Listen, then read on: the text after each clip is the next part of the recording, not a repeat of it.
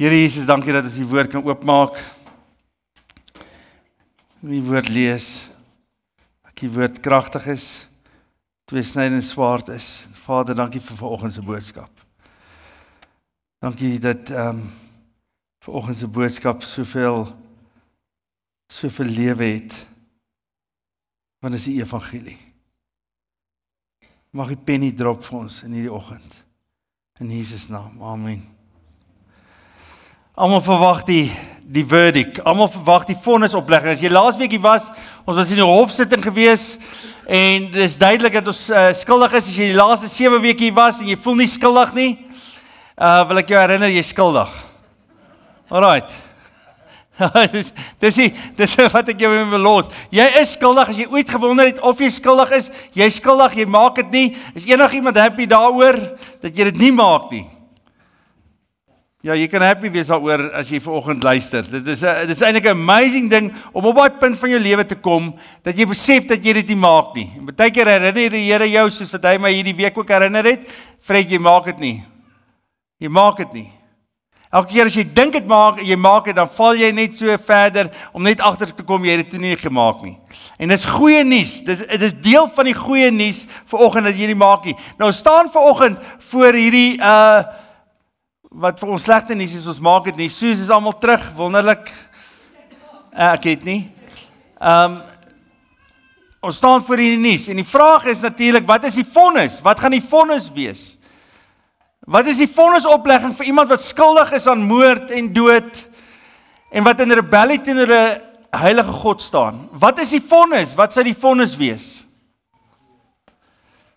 Wel, Romeine sê vir ons, die loon van die sonde is wat? Die loon van die sonde is die dood, sê Paulus. Ons verdien almal die dood. Nou, voor ons die vonnisaflegging klaar kry, moet ons verstaan wie die regter is.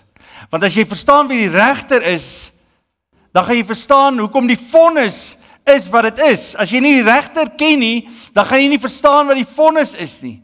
En ek wil julle begin deur te sê wat die regter is, wie die regter is. Onthou julle, daar was 'n series, die Bull.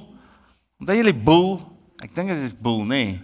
Hy het altyd, hulle kyk wie is die jury, in Amerika se regstelsel werk jy met jou jury, en dan moes hy kyk wat se persoonlikhede elkeen van die jury gehad het, om te kyk wat se strategie die defense moet gebruik om die vonnis af te kry of om skuldig bewys te word. Kyk hy na elke jury en besluit dan, alright, hierdie is die strategie om vry te kom van die vonnis. As ons wil verstaan die regter en ons verstaan die vonnis, dan moet ons verstaan wie hy is. En wie is hierdie regter? Blaai gou saam met my na Jesaja. Voor ons na Romeine toe gaan ons 'n bietjie gou in die Ou Testament rond kyk na wie die regter is. En die regter, Jesaja 1 vers 23. Blaai gou saam met my na Jesaja 1 vers 23. Ek dink hy is op die bord. Lees hom daar. Jou vorste, daai vorste is julle regters. Dis waarvan hy praat. As Jesaja daarvan praat, dan praat hy oor die regters in Israel. En dan sê hy die volgende: julle regters, julle vorste is in opstand teen my. Hulle is kop in een mis met diewe. Dit klink bekend. Nee? Die regstelsel is kop in een mis met die diewe. Hulle is almal versot op korrupsie. Dit klink bekend. Nee? En is agter omkoopgeskenke aan. Nee, dit klink ook bekend. So, niks het verander nie. Halleluja. Nee, niks het verander in die laaste 2000, 3000 jaar nie. Dit is nog steeds dieselfde. Jou vorste is in opstand teen my. Hulle kop is een mis met diewe. Hulle is almal versot op korrupsie en agter omkoopgeskenke aan. Hulle laat nie reg geskied aan weeskinders nie. Hulle behartig nie die regsaake van weduwees nie. Wat het gebeur met Israel se regters? Hulle het omkoopgeld gevat. Hulle het korrupsie gepleeg. Spreuke 11 vers 1, volgende ene. Die Here het 'n afskuw van 'n skaal wat nie reg weeg nie. Net die regte gewig dra sy goedkeuring weg. God haat, hy sê dis 'n gruwel. Dis 'n gruwel dat daar 'n weegskaal is wat nie reg weeg nie. As jy kyk in die reg, wat is die teken van die regsaake? Hierdie the lady of in die juridiese ding, nou hou sy wat vas? 'n Skaal vas. God het 'n gruwel aan 'n skaal wat nie reg weeg nie. Dit wil sê God as regter, hierdie regter wat die uitspraak gemaak is absoluut regverdig. Dit moet ons in die eerste plek verstaan. As ons nie verstaan dat God regverdig is nie, gaan ons ook nie verstaan die uitspraak nie. Hy is 100% regverdig in elke uitspraak wat hy maak. Hy vat nie omkoopgeld nie. Party mense, dit is altyd vir my interessant hierdie teologie rondom die omkoopgeld, want party mense dink mos hulle kan God omkoop met geld. Jy agterkom. Jy wil net genoeg gee, dan kan jy God se arm draai. Asof God hierdie regter is wat deur geld omgekoop kan word. Het God alles wat hy nodig het? Kan jy hom omkoop met jou geld? Kan jy enigiets aan God gee wat God sal sê, gelukkig gee hy dit vir my. Weet jy wat, ek was in 'n penarie gewees, nou het hy dit gegee, nou kan ek hom 'n bietjie lesser vonnis gee. Nee, God het niks nodig nie en hy vat nie korrupsie geld nie. In feite, as jy dink God is so God, dan is die straf nog erger, want jy probeer die regter bribe. Hy is nie dit nie. Hy haat sonde. Kan ek dit vir julle sê, hoor my mooi nou, as jy nou jou gedagtes op 'n ander plek gehad het. Hoor my hier vanoggend. Hy haat sonde, hierdie regter. Elke keer as die wet gebreek word, haat hy dit. Hy glimlag nie vir jou grappies nie. Hy lag nie agter sy arm, man, soos wat ons doen, as ons praat oor sonde baie keer, dan maak ons 'n paar grappies oor die sonde, en dan lag ons agter ons aan. God is nie daai God nie. Hy is nie daai regter nie, want hy haat daai sonde.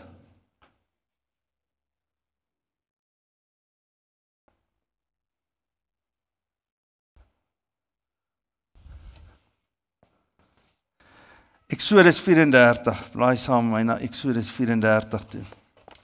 Ek dink hy is ook op die bord. Yes, wonderlik. Julle kan sommer daar kyk. Terwyl hy by Moses verbygaan, God is op die berg saam met Moses en Moses sê vir hom, wie is u? Wie is u? Sê vir my, wie is u? En dan sê hy die volgende, terwyl hy by Moses verbygaan, roep die Here, ek die Here is die barmhartige en genadige God. Dis sy eienskappe. Hy is barmhartig. Wie dink die regter is barmhartig en genadig? So hier het ons nou 'n klomp goeters om vas te hou. Hy haat sonde, hy is absoluut regverdig, en dan die uitspraak wat hy maak is altyd barmhartig en genadig, sê hy. Hy is barmhartig en genadig. Ons gaan verder. Lankmoedig, vol liefde en trou. Stem julle saam? Hierdie regter is vol liefde en vol trou. Ek betoon my liefde aan geslagte en geslagte. Ek vergewe ongeregtigheid, oortreding en sonde, maar ek spreek niemand sonder meer vry nie. Dis verskriklik belangrik. Hierdie is 'n verskriklike belangrike aspek van God se karakter. Hy's vol liefde, vol genade, hy wil vergewe en hy vergewe, maar hy spreek nie die sonde sommer meer vry nie. En ek dink dis hier waar mense die evangelie verkeerd verstaan. Dis presies hier waar mense die evangelie verstaan. Wie wat meeste mense se evangelie? Meeste mense se evangelie is, die Here het gesê, jy gaan nou gevonnis word. En jy verdien die dood. En meeste mense se evangelie is, dat die Here by jou staan en vir jou sê, jy verdien die sonde, jy verdien die straf van die dood, maar ek gaan jou nog 'n kans gee. So kom ons skryf dit af. Dis mense se evangelie. Mense se evangelie is die regter staan by jou en hy sê vir jou, weet wat, kom ons oorsien hierdie ding, ek skryf dit af, ek gaan die skuldlas afskryf en dis fyn, ek gee jou nog 'n kans. En daarom baie keer hierdie evangelie maak dat mense elke tweede keer tot bekering moet kom, want hulle dink dit is hoe die Here werk. Daar gaan my kans weer, en toe kry ek nog 'n kans, en toe kry ek nog 'n kans, en toe kry ek nog 'n kans, en Here gee my nog 'n kans, en gee my nog 'n kans. Dis hoe ons die evangelie verstaan, en dit is nie die evangelie wat Paulus wil verkondig nie, want dit is 'n verkeerde beeld van die evangelie. En so kom ons lees Romeine 3 vers 21 tot 31. Hier is die evangelie, my broer en my suster, jy moet nou mooi oplees, hierdie is die evangelie, hierdie is die goeie nuus. Wat moet ons, Maar nou het jy die vryspraak deur God waarvan die wet en die profete getuig in werking getree. Dit is die vryspraak wat nie verkry word deur die wet te onderhou nie, maar deur in Jesus Christus se glo. God gee dit sonder onderskeid aan almal wat glo. Almal het gesondig en het nie deel aan die heerlikheid van God nie. Jy kan nie voor die regter staan en sê ek maak dit nie. Jy kan hom nie omkoop nie. Jy kan nie deur jou werke iets wys nie, want hy ken die diepste deel van jou binneste. Hy weet alles. Dis die ander deel van die regter. Dis 'n terrible, jy weet, dis 'n terrible thought. Hy weet alles. Almal het gesondig en het nie deel aan die heerlikheid van God nie, maar hulle word sonder dat hulle dit verdien, op grond van sy genade vrygespreek, vanweë die verlossing deur Jesus Christus. Hom het God gegee as offer, wat deur sy bloed versoening bewerk het vir die wat glo. Hierdeur het God getoon wat sy vryspraak behels. Hy het die sondes wat hy voorheen in sy verdraagsaamheid tydelik ongestraf laat bly het vergewe, maar hy het ook getoon dat sy vryspraak in die teenswoordige tyd behels. Hy oordeel regverdig deurdat hy elkeen vryspreek wat in Jesus glo. Het ons nou iets om uit onsself om op te roem? Nee, dit is uitgesluit. Deur watter wet? Die van die werke? Nee, deur die van die geloof. Ons betoog is tog dat 'n mens vrygespreek word omdat hy glo, nie omdat hy die wet onderhou nie. Of is God net God van die Jode, nie ook van die heidenasies nie? Ja, ook van die heidenasies, want daar is net een God. Hy sal die besnedenis deur die geloof en die onbesnedenis deur dieselfde geloof vryspreek. Hef ons dan deur die geloof die wet op? Beslis nie. Ons laat die wet juis tot sy reg kom. Dis die evangelie. Onverdiend. Nou hier's 'n paar woorde wat ek wil hê julle moet verstaan, en dan gaan julle die evangelie verstaan, wat Paulus hier gebruik, Griekse woorde. Julle gaan 'n bietjie Grieks leer vandag, en dit sal goed wees vir julle, want dis die evangelie, daar's 3 woorde wat die evangelie beskryf in die Grieks hierso. Die eerste een is apollitrosis. Apollitrosis, sê dit gou almal saam, apollitrosis, as jy in die slaap raak, apollitrosis. Ek weet nie eers of ek reg uitspreek, so moet dit nie uit buitekant hierdie deure gaan verkondig nie, want dan kan jy dalk 'n Griekse kenner gee en hy sê, wat sê jy nou daar?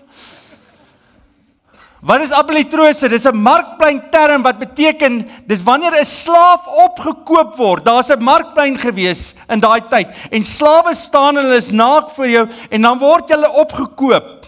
Maar hierdie opkoop, hierdie term vir 'n slaaf opkoop is anders as die ander terms wat gebruik word vir 'n slaaf opkoop, want hierdie slaaf koop beteken dat jy vrygespreek gaan word. Die ou wat jou koop, gaan jou vrylaat nadat hy jou gekoop het. Hoe amazing is dit? Jy staan aan die ry, jy's verdoem tot slawerny, jou hele lewe lank, en hier kom 'n weldoener en hy staan voor jou Andries en hy sê apollitrosis. Ek gaan hierdie man opkoop en ek gaan vrylaat na ek hom gekoop het. En Paulus skryf, hy sê dis wat God gedoen het, maar hy het deur die vryspraak deur God waarvan die wet en die profete getuig in werking getree. Dit is die vryspraak wat nie verkry word deur die wet te onderhou nie, maar deur in Jesus Christus te glo. God gee dit sonder onderskeid aan almal wat glo. Almal het gesondig, het nie deel nie, maar hulle word sonder dat hulle dit verdien op grond van genade vrygespreek. Hulle word vrygekoop, apollitrosis.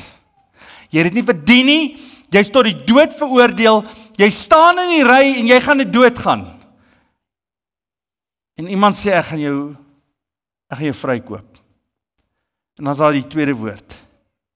Hilasterion. Sê gou almal hilasterion. Hilasterion, Marie.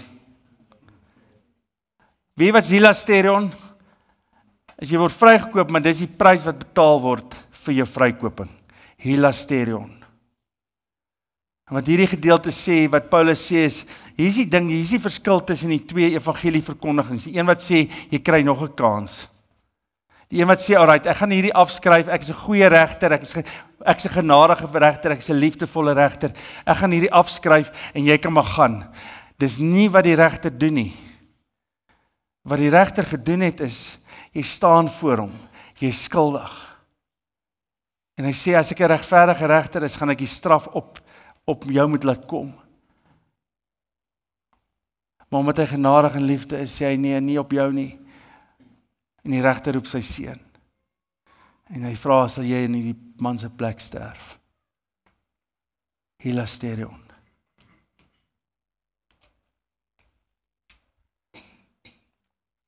Waar mis ons dit? Hoekom gaan baie gelowiges aan met hulle sonde nadat hulle gered is? Omdat dit net vir hulle tweede kans was. Dis hoekom Christene aangaan met hulle sonde nadat hulle gered is, omdat hulle die verkeerde evangelie gehoor het. Dis die evangelie van tweede kans en jy dink by jouself, "Sjoe, gelukkig ek het daai gedodge." Daar's 'n ander ding wat gebeur met iemand wat tot bekering kom, wat verstaan dat sy verlossing iemand anderste iets gekos het.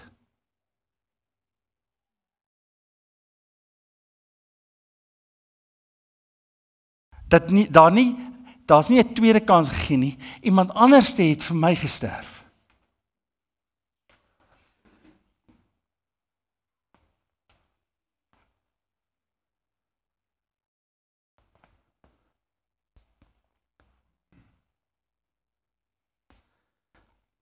Die offerlam. Hilasterion is die Griekse woord wat in die Ou Testament ook voorkom by die dag van atonement, die Day of Atonement, die Yom Kippur dag, word die versoeningslam geslag. En hulle sê dis 'n bloeddorstige ding in daai Paasnaweek gewees, toe Jesus sy lewe gegee het. Daar's oor 100,000 lammers geslag op een tyd, op daai Vrydag gewoonlik. 100,000, kan jy dink, jy voorstel, 100,000 lammers wat geslag word vir sonde wat gedoen is. En wie kom 100,000? Van 100,000 lammer kom jy naby aan 1 druppel bloed van die koning van die heelal nie. Hoeveel lammers moet jy slag om by 'n druppel bloed uit te kom? Van die een wat die heelal gemaak het en jou gemaak het.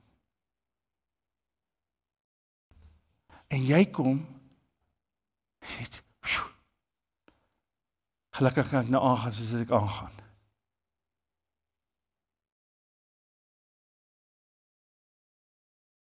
Ek het daarin gedodge. Die Here gaan my nog 'n kans gee. Nee, dit is beter as dit. Hy het jou nie nog 'n kans gegee nie, hy het jou vrygespreek. Is dit nie wonderlik nie? Hy het jou nie nog 'n kans gegee nie, hy het jou vrygespreek. Daar is nou meer geen veroordeling vir die wat in Christus Jesus is nie. Is dit beter nuus as 'n tweede kans? Is beter nuus as 'n tweede kans. Maar is 'n ander nuus as 'n tweede kans, want dit verander my hele lewe. Wat noem hulle dit, Pierre, as jy nie weer mag op dinge se gaan vir iets wat klaar betaal is nie, hulle noem dit in Double Jeopardy. Daar was 'n fliek een keer oor Double Jeopardy. Jy mag nooit weer aangekla word vir 'n straf wat klaar betaal is nie. Jy mag nooit weer aangekla word vir 'n straf wat reeds betaal, vir 'n vonnis wat gelê word, kan jy nie weer aangekla word van nie. Hoe wonderlik is dit? Dis nie 'n tweede kans nie. Dis nie 'n tweede kans om te sê, Here, nou gaan ek probeer nie. Dis nie 'n Saving Private Ryan. Wie het al Saving Private Ryan gekry nie? En aan die einde van Saving Private Ryan sit die kaptein wat sy hele lewe gegee het om hierdie een Saving Private Ryan in die gemors van die Tweede Wêreldoorlog te red nie. En dan weet jy wat sê die kaptein vir hom aan die einde wanneer hy dood besig is om te bloei. Hy trek hom nader en hy sê, make this worth it. En dan staan die ou man by die graf van daai kaptein aan die einde van sy lewe en dan vra hy vir sy vrou, was I worth it? Was I worth saving? Dis nie die evangelie nie, want dit is nie jou worth that made you saved. Dis sy liefde.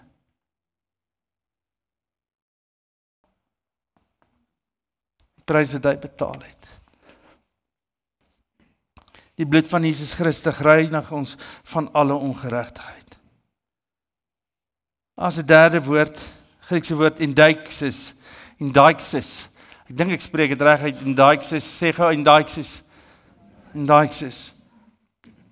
Wie wat beteken daai woord? Hy het dit publiek gedoen. Almal het gesondig aan die heerlikheid van God nie. Hulle ontbreek in die heerlikheid van God, maar hulle word sonder dat hulle dit verdien op grond van sy genade vrygespreek vanweë die verlossing deur Christus Jesus. Hom het God gegee as offer wat sy bloed versoening bewerk het vir die wat glo. Hierdeur het God getoon dat hy vryspraak behels. Hy het die sondes wat hy voorheen in verdraagsaamheid tydelik ongestraf laat bly het vergewe. En dan sê hy, maar hy het ook getoon wat sy vryspraak in die teenwoordige tyd betaal. Hy het dit getoon, hy het dit publiek gemaak. Hy het dit publiek gemaak. Weet jy hoekom is dit so belangrik dat die Here gesterf het publiek? Meeste ouens, meeste kommentare sê, wie wat Jesus gesterf op die kruispad van Jerusalem na Damaskus toe, waar al die mense wat ingestap het in Jerusalem moes verbystap.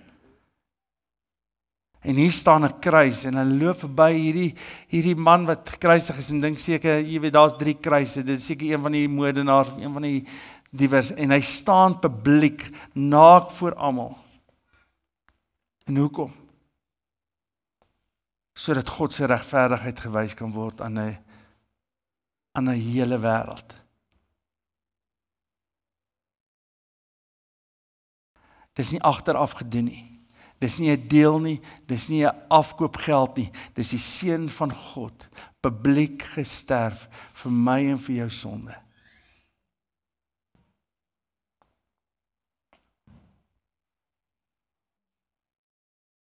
Wat dan nou? Wat dan nou? Daar's 'n vraag op die tafel vanmôre vir jou en vir my. Hy oordeel regverdig deurdat hy elkeen vryspreek wat in Jesus glo. Het ons nou iets uit onsself om op te roem? Nee, dit is uitgesluit deur watter wet? Die wet van die werke? Nee, die van die geloof. Ons betoog is tog dat 'n mens vrygespreek word omdat hy glo, nie omdat hy die wet onderhou nie. Kan ek vir jou sê, my broer en suster, die kruis van Jesus Christus vra antwoord. Dit vra antwoord.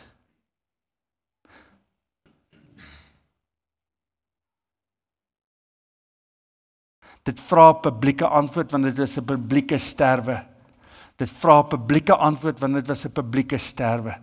Die prys is publiek betaal, dit vra publieke antwoord vir jou en vir my om te sê, Here, ek stel my hoop op Christus en hom alleen.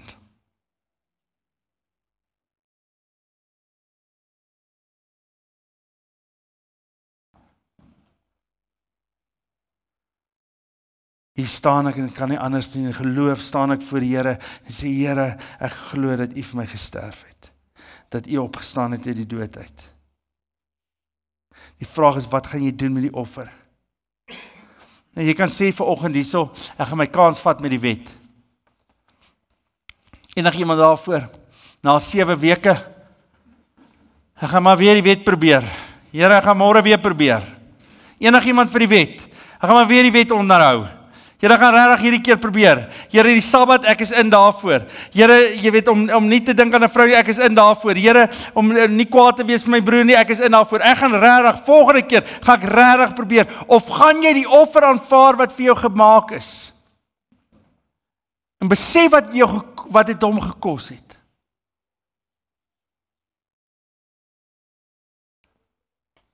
As jy aan 'n derde weg nie, my broer, my suster, daar is nie. Daar's net een. Is of Christus of is die wet. En as jy is die wet wat jou skuldig bewys, elke liewe keer van jou bestaan, gaan die wet jou skuldig bewys. Elke liewe keer. Jy maak dit nie. Dankie Vader, jy maak dit nie. En jy kan op niks roem nie. Ons lees daai laaste gedeelte, vers 27 van hoofstuk 3. Het ons nou iets uit onsself om op te roem? Nee, dit is uitgesluit. Deur watter wet? Die van die werke? Nee, deur die van die geloof. Ons betoog is tog dat 'n mens vrygespreek word omdat hy glo, nie omdat hy die wet onderhou nie. Of is God net God van die Jode? Nee, ook van die heidene nasies. Ja, ook van die heidene nasies, want daar is net een God. Hy sal die besnedenis deur die geloof en die onbesnedenis deur dieselfde geloof vryspreek. Hy sal almal vryspreek deur die geloof, nie op grond van die wet nie, Jood en nie Jood. En hier's 'n baie fyn lyn in Romeine, baie fyn lyn wat ons moet loop. Want baie mense sal dink hulle geloof red hulle. Jou geloof het jou nie gered nie. Dit is soos 'n bedelaar wat voor iemand staan met sy hande oop en dink sy hande gee vir hom kos. Dit is soos die skuldig bevinde wat skuldig bevind is en dan sê die regter vir hom, maar ek het hierdie losprys vir jou en dan sê hy, ja, kies die losprys. Dan sê hy, kan jy glo ek het die losprys gekies? Hoe great is ek? Jy sien, 'n teologie wat gebou is op ons geloof, is 'n teologie wat nie deel is van die evangelie nie, want ons geloof red ons nie, broers en susters. Wat red ons? Wie red ons? Die losprys van Jesus Christus. Verstaan julle die fyn lyne wat Romeine mee loop? As 'n ou Latynse uitspraak, fides qua en fides quae. En die ou kerkvaders het altyd gesê, fides qua is dat ek glo, weet ek nie. Fides quae is in wie ek glo, en dit weet ek. Dat ek glo, weet ek nie. Maar in wie ek glo, dit weet ek.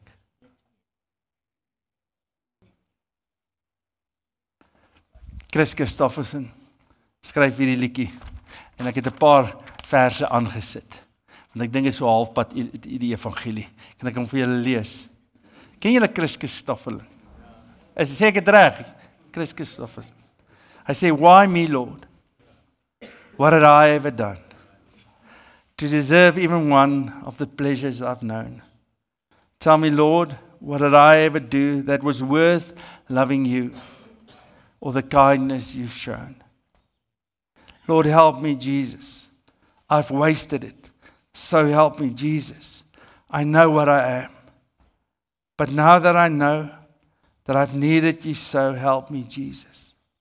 My soul's in your hand. Try me, Lord.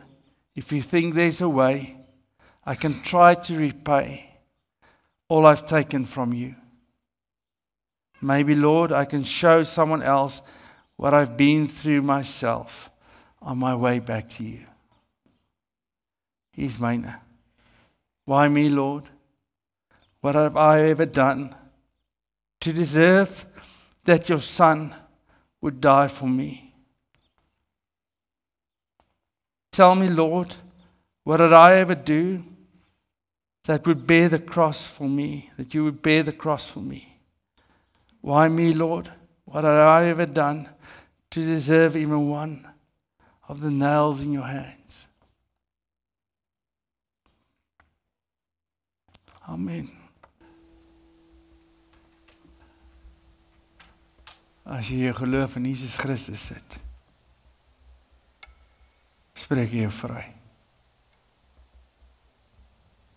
Daar is geen meer veroordeling vir die wat in Christus Jesus is nie. Is nie 'n tweede kans nie, my broer en my suster. Dis vryheid. Ontvang die seën van die Here. En ek gaan vir julle dit vra. Want jy dit nie met iemand deel hierdie week nie. Maar jy hierdie preek, vir iemand preek, deel dit met iemand. Die genade van ons Here Jesus Christus. En die liefde van God ons Vader. En die gemeenskap met die Heilige Gees sal met julle wees en bly vandag en môre totdat Jesus kom.